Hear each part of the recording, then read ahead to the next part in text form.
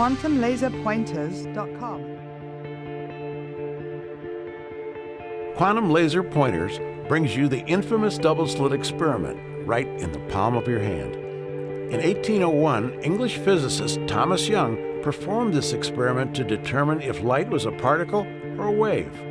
A laser shines a coherent beam of light through a film disc containing two parallel slits.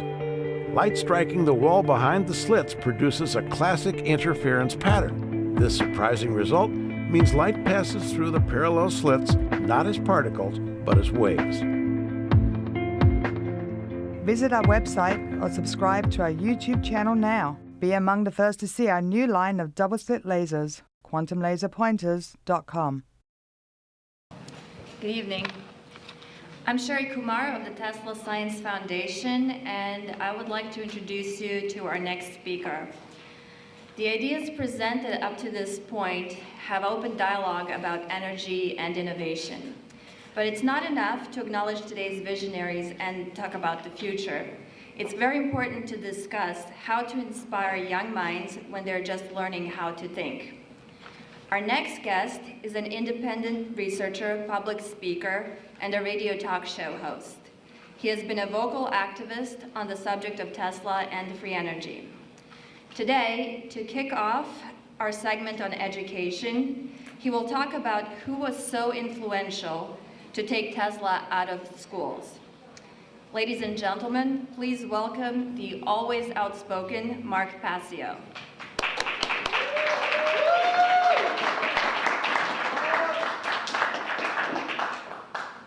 Thank you so much, everyone, for being here today.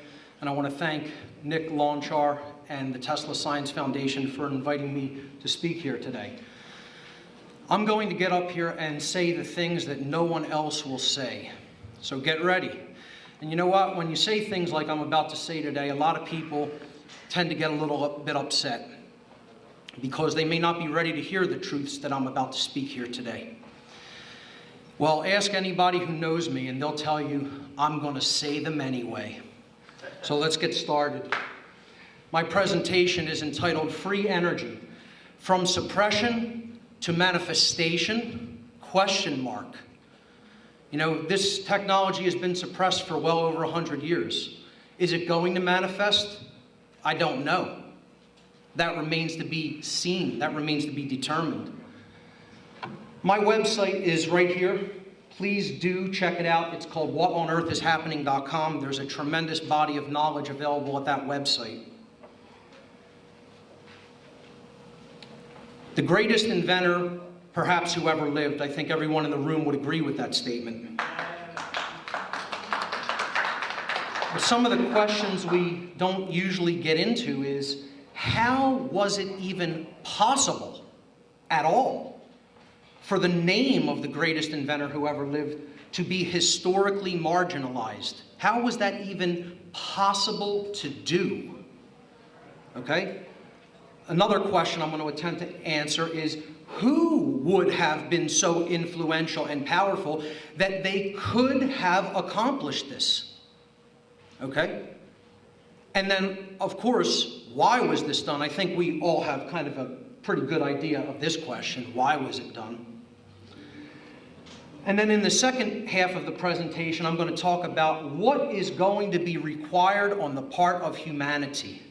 What are we going to need to change within ourselves, within our own psychological makeup, within our own spirituality, if we're ever going to realize the most visionary technologies which Tesla planned to implement?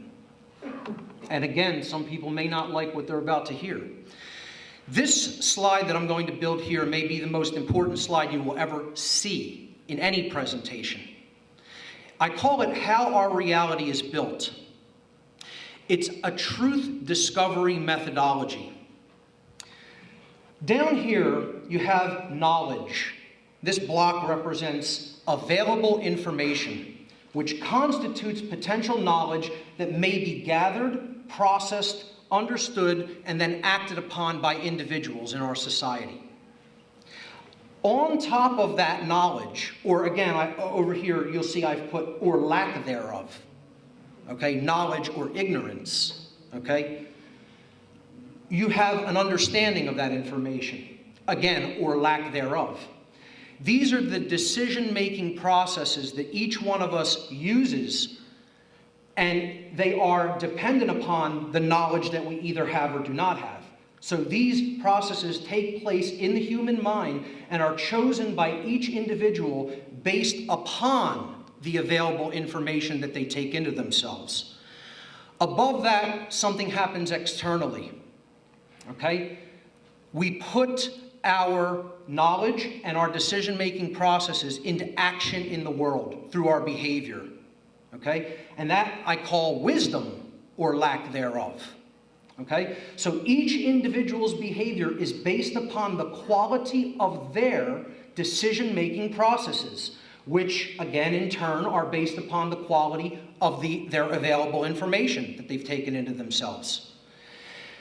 This three-step process, okay, was in the ancient world referred to as the trivium. That's a Latin term. It means the three ways, the three methods. It's a threefold process of truth discovery. And it's been eradicated from the modern world.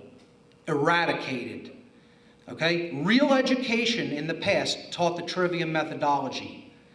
Now, so-called educators don't even know the trivium at all. They've never even heard of it.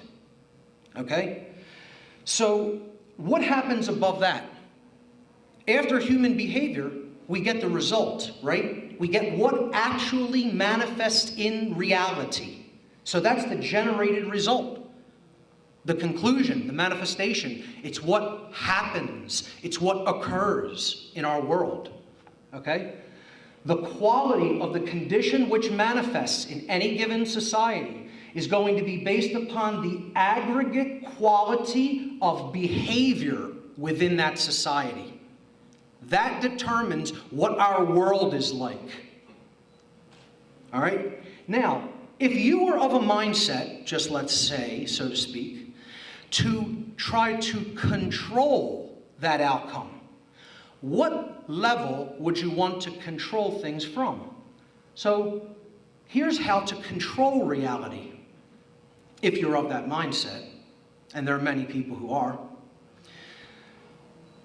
Are you going to try to control it from the level of manifestation? Well, I think that's pretty impossible, right? Because it's already occurred. It already manifested. You're not going to control it from that level, so we could take that out of the equation. Are you going to control it from the human behavioral level? I mean physically. People's physical behavior. You're going to try to control that in each individual? Well, you could, but that's called overt control. And people see that pretty readily, right? And they'll rebel against that pretty quickly, because they'll know they're under control. So that's going to be the most difficult place to control that from. Can you control it from people's decision-making processes, meaning from the level of mind? Yes, you absolutely can. But that's actually more difficult because you have to go to each individual and you would have to try to change the way that they think. Instead, the most effective way to control reality is to control it from this base level. Available information, because that's the level all the other manifested realities are built upon. So if you can control that, you control the whole game. And you control behavior, and therefore you control the outcome. Okay? So we're going to look at how Tesla's name was actually removed from education, from schools. How was that done? How was that accomplished? Okay? Because if you're going to control available information, you have to have some level of control over educational institutions that are teaching children, allegedly. So where are you going to control that from? Are you going to control it from each institutional body? Would that be effective? I don't think that would be very effective. I think the best place, if you are of a mindset to try to control what is going to be taught to our children, would be to control the books. Okay? And when you control the books, which is the available information, you are controlling the answer to this question in the minds of children. What is possible? The imagination becomes stifled at that point. If you can control what people believe or don't believe is possible, you have total control, because you control the human imagination. So this was done through controlling books and what was printed in textbooks. And I'm going to explain who did that.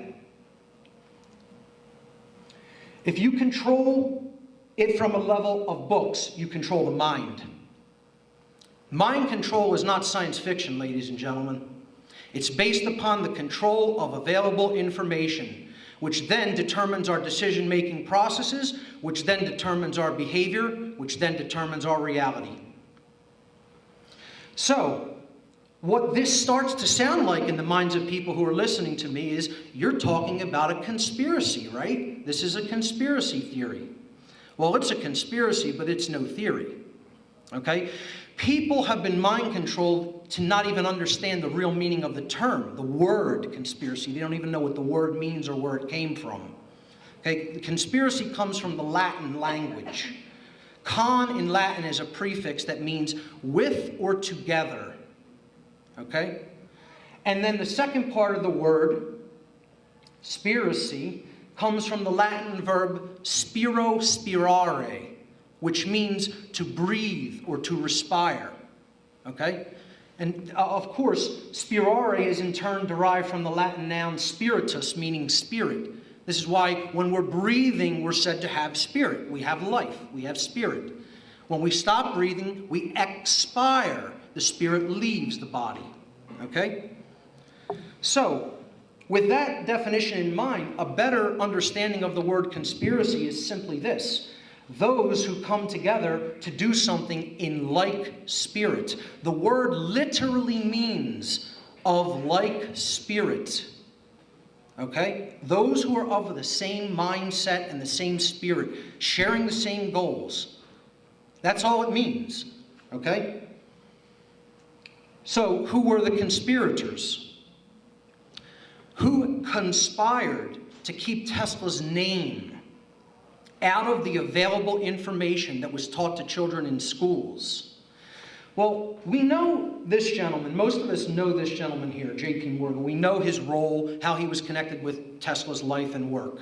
So I'm not going to get into him that much today. I am going to talk about a couple of Tesla's other financiers who financed his projects, namely Nathan Rothschild and other members of the Rothschild banking dynasty, and John Jacob Astor, who was another one of Tesla's funders. Okay? And then I'm going to talk about John D. Rockefeller and his connection with these other gentlemen, and how he and the Rockefeller family and dynasty ultimately ended up controlling publishing houses. Okay, this is what we need to understand how Tesla's name was eradicated from human history, essentially. Not completely eradicated, but let's call it significantly marginalized. All right?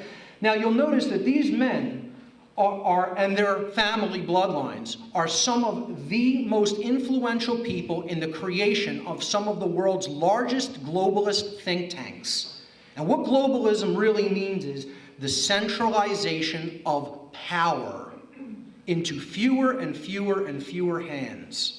All right? This is influenced by a lot of these think tanks that you see here. I'm going to specifically talk about one of them, namely the Federal Reserve System, which isn't necessarily a think tank, it's a financial institution. Okay? Which the Rothschilds largely dominate and control. But again, these men here, Morgan, Astor, and Rockefeller, or what I would call, and many other researchers into this field of research would call, agents of the Rothschild dynasty. Okay, this entrenched and foreign banking dynasty that ultimately controls the central banks of the world, including the Federal Reserve System here in the United States. Okay?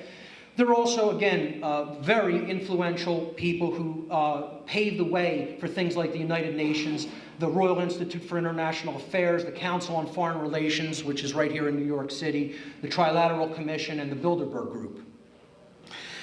I want to get into specifically, again, Morgan's influence in changing his connection to the Rothschild dynasty and his influence in changing the way publishing houses printed information. And I'm going to talk about how influencing the Rockefellers are in the modern day in this endeavor, in publishing of modern textbooks. Okay, so let's get into this. Again, these are globalists. You have to understand that's their mentality, that's their ideology. They're for the centralization of global power into fewer and fewer hands, and always work through think tanks that support global government. So, part of the organization, as I've said, that worked with these gentlemen, that these gentlemen founded actually, okay, was the Federal Reserve System. Part of the research into this was the connection between the Morgans and the people who own the Federal Reserve System. And the Morgans are some of the owners of the Fed. The Morgans, the Rothschilds, the Schiffs, many other influential financiers and bankers in the early, late 19th and early 20th centuries. So this is an excerpt of a document that tried to track. It was actually commissioned by the House of Representatives, and it tried to track who owned the Federal Reserve System, because it's not a governmental institution, it's a private banking cartel. It says, Chart 1 reveals the linear connection between the Rothschilds and the Bank of England and the London banking houses, which ultimately control the Federal Reserve banks through their stock holdings of bank stock and their subsidiary firms in New York. The two principal Rothschild representatives in New York, J.P. Morgan and Kuhn Loeb and Company, were the firms which set up the Jekyll Island Conference, at which the Federal Reserve Act was drafted. They were who directed the subsequent successful campaign to have the plan enacted into law by Congress, and who purchased the controlling amounts of stock in the Federal Reserve Bank of New York in 1914. We've been under the control of this central bank, which has devalued the currency of the United States for over 100 years now. Also in this document, it said the examination of the charts and text in the House Banking Committee staff report of August 1976 and the current stockholders list of the 12 regional Federal Reserve banks show this same family control. The same family control: Rothschilds, Rockefellers, Morgans, Schiffs, and other high-level financiers and industrialists. Okay? So this came from a document called Who Owns the Federal Reserve, sourced from another document called Federal Reserve Directors, a study of corporate and banking influence, which was a staff report by the Committee on Banking, Currency, and Housing conducted by the House of Representatives, 94th Congress, second session, August 1976. This is a chart of what has happened to the United States dollar, to the purchasing power of the dollar, since the Federal Reserve has taken over the issuance of our currency. Okay? So what they're doing is they're taking the United States from the inside. They're conquering it from the inside, essentially. That's who these men, these globalists, were. Okay? Not only did they marginalize Tesla's name from history, but they're directly responsible for why the dollar buys nothing now compared to what it used to. Okay? And the debt slavery that has resulted as a result of the devaluation of our currency. All right? Now, going back to our globalist conspirators, I want to just briefly mention this gentleman here, John Jacob Astor, who was one of Tesla's funders.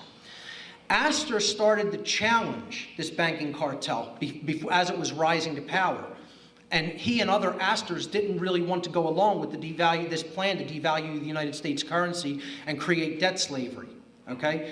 Not to say he wasn't a ruthless industrialist and financier, but he didn't want the really top-level dogs to totally control the game and put everybody into debt slavery. Okay, so when Astor started kind of being a little bit outspoken against this plan to take over America and the world through debt slavery, does anybody know what happened to John Jacob Astor? What his fate was?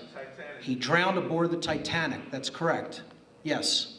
Okay? So we get a little more into possible conspiratorial realms that may not have actually been an accident, quote unquote. All right? But another gentleman I want to talk about is, of course, J.P. Morgan, his influence in the publishing house takeover in America to take it out of private family ownership, which was ultimately involved in writing textbook and publishing, and bring it into corporate ownership. And of course, in the modern day, the Rockefeller family are the owners of the publishing houses. They own and control them all, essentially. Okay? So let's look at this dynamic a little bit. Throughout the 1890s, J.P. Morgan made many substantial loans to the Harper Brothers publishing houses, which were the big publishing houses of the time. Morgan's involvement in the Harper firm started the shift away from private family ownership of publishing houses, first to private investors, and then to large corporations that began to dominate the publishing industry in the mid-20th century.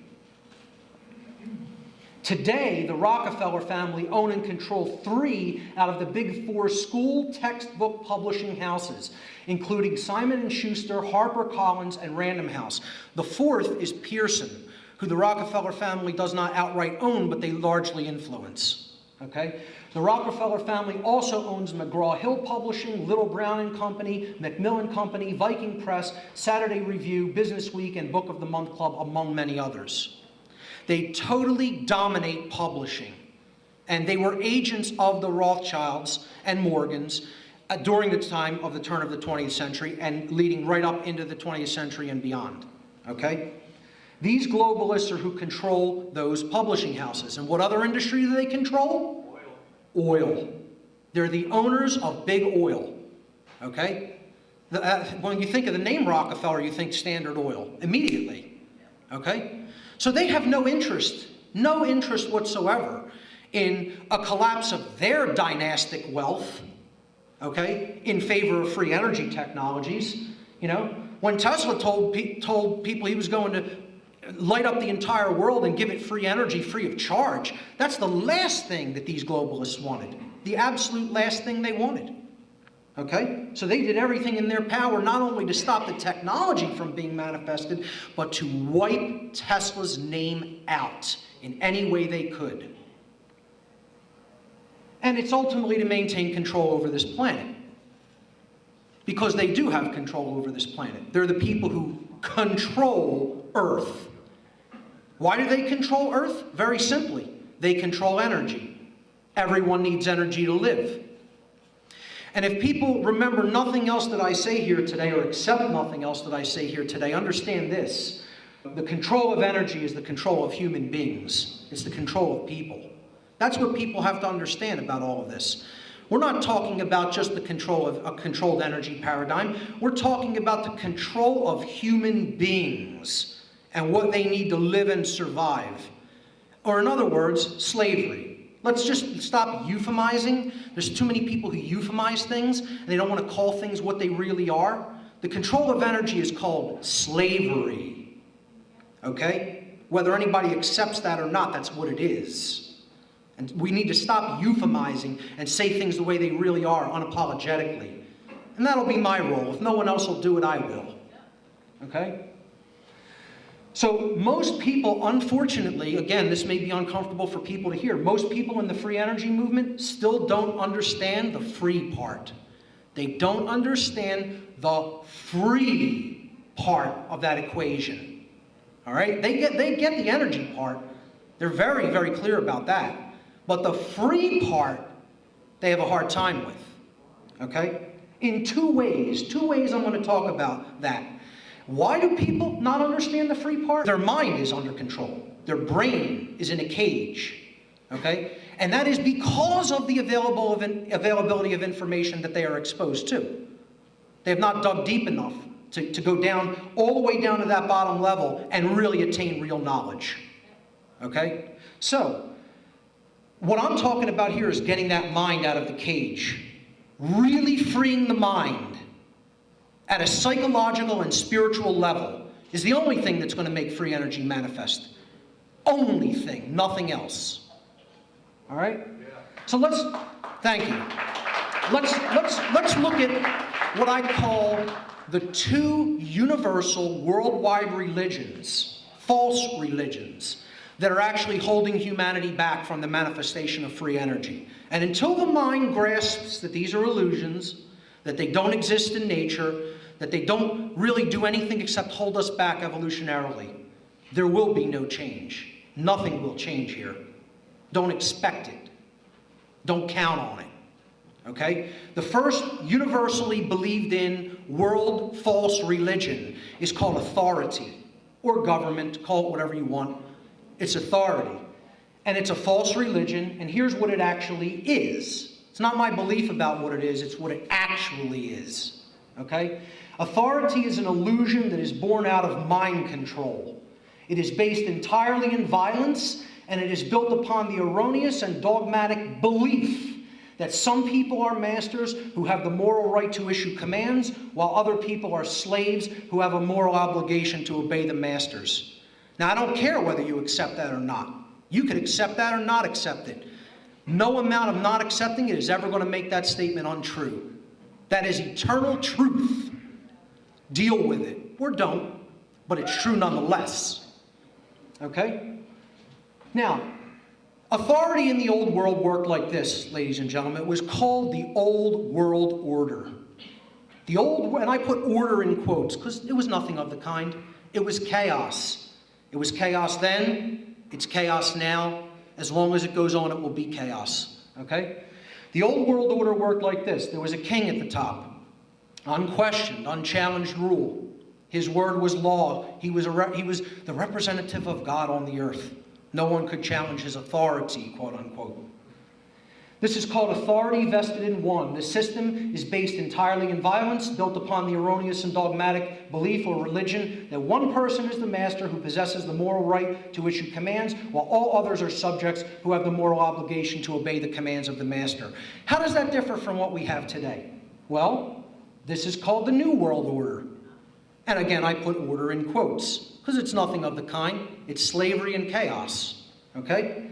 What sits at the top now is called government. You've just taken this notion of authority and you've divested it into the hands of a few people who call themselves government, okay, and still claim the authority over other people to issue commands and called laws, and then they have the moral obligation to obey those laws. All right? So this is called authority vested in few. This system is based entirely in violence, built upon the erroneous and dogmatic belief or religion that a certain group of people are masters who possess the moral right to issue commands. All others are their subjects who have a moral obligation to obey them. Now, there's a little equation that's left out of here that also ties in with the word free, and that's called money. Okay, because really what rules at the top of that pyramidal structure is a combination of government authority and corporate control. That wedding, that unholy union is what's really controlling the world today. A marriage of government and corporate power. Okay? That's what the New World Order is, quote unquote order. Let's just look at how they compare. The Old World Order with the king at the top, that's called, if we're being honest with ourselves and we stop euphemizing, that's called slavery ruled by one. Okay? If we stop the euphemizing. All right? The New World Order, on the other hand, is slavery ruled by few. Okay? And determined and dictated by the God called money. If we're being honest with ourselves. Most people aren't. Most people lie to themselves every day from the minute they get up until the time that they fall asleep at night. But if we're being honest with ourselves, that's what that certainly is. That's what these two systems most certainly are. Okay? The other religion that humanity has to get past and stop believing in is this concept called money, which was given to us by our enslavers, by the way. Okay? It's a belief-based system of control built upon the fear of scarcity and purposefully designed to limit access to energy. You know, this whole mind-controlled notion that money is the medium of exchange, that it's somehow the store of value, this is nonsense. It's nonsense. It's not what money is, and that's not what it ever has been. It's always been a limiter, a control factor. That's all it is. And if something's controlled, it's not free. See, people think it's the flow. That's why they call it currency. It's word magic. Even in the name, it's word magic. We'll call it currency, so you will liken it to current in an electrical system, a flow of energy. Nothing of the sort. Not true at all. Okay? Then people say, oh, wait, it's the capacitance. It's the store of value, right? Like we store electricity in capacitors. No, it's not the store of value either. What is it? It's the resistance in the system. Money is the thing that stops energy from flowing freely. If we're being honest with ourselves, it's the resistance. If you're talking about DC, if you're talking about AC, it's the impedance. Okay? That's what it really is. And, the part that people don't get when it comes to freeing this technology is you got to give up the notion that you're going to be the one who owns it through the patent process. Let me tell you what the patent process is. It's a deal with the devil. It's a deal with the devil. Because you're taking that technology right to the government, right to the people who ultimately want to squash it so that they can maintain their petrodollar that they want to keep us in debt slavery to for eternity. Because this whole idea of peak oil is also a myth. And they know it. They know it. They'll keep this system running for tens of thousands of years if they can. All right? So the patent system is it's a cul-de-sac for control. That's all it is. It's getting them. How many free energy inventions do you think were killed by the patent system? 6,000. And probably more. That's probably the ones we know about, Russell. That's right. That's right. Okay? So before people get ahead of themselves and think we're going to bring all the Tesla technology to fruition, and guess what? I'm the number one advocate of that. I'm the number one proponent of that, an enthusiast of that. I think that the world needs that above many, many other things, okay? But if we think we're going to bring Tesla's visionary technology to fruition within a state of slavery, we're lying to ourselves. We're kidding ourselves, okay? We have to stop trying to put the cart before the horse, okay? You can't put the cart before the horse, okay? People think, what the free energy movement seems to think is that Tesla technology is the horse, and it's going to bring in freedom in the cart into our culture. Freedom's riding in that cart, and Tesla technology is that horse. It's going to pull it in, and we're going to magically be free once we develop that. Well, I'm sorry to burst the bubble on that, ladies and gentlemen, but it's the other way around. It's exactly the other way around, okay? Tesla technology's in that cart, and the horse is true freedom, an understanding of what true freedom is. Living in harmony with natural law, the laws of morality, have to come first to usher in an era of true freedom, and then the Tesla technology will be pulled in. Not a moment until. There can be no free energy in an ongoing state of slavery. Slavery must be ended first before free energy can ever be manifested. Thank you. Now, what I'm really talking about here is a paradigm shift, okay? It's a paradigm shift in the mind, and the religions of money and authority have to be completely abandoned. They have to be completely abandoned before that new manifestation of free energy can occur, okay? Free energy can only manifest as a natural consequence of universal spiritual enlightenment. And that enlightenment, contrary to what many people will tell you, is, by definition, the abandonment of these false religions of authority and money. That's what enlightenment is, contrary to what the New Age movement will tell people that it is. That's what it really is, okay? And I think the key ultimately lies in the mind of each one of us, in getting out of illusory notions that we stubbornly cling on to because we believe these things are necessary. They're not necessary, they never have been necessary, they never will be necessary. These are the control system factors that ultimately hold us back from true evolutionary development, from true evolutionary progress as a species. And I think if Tesla were here today, he would tell us about the importance of freeing our minds. He would advocate that we really need to do one thing in mass as a species if we are ever going to see his most brilliant and visionary technologies implemented, and that is this: to end slavery.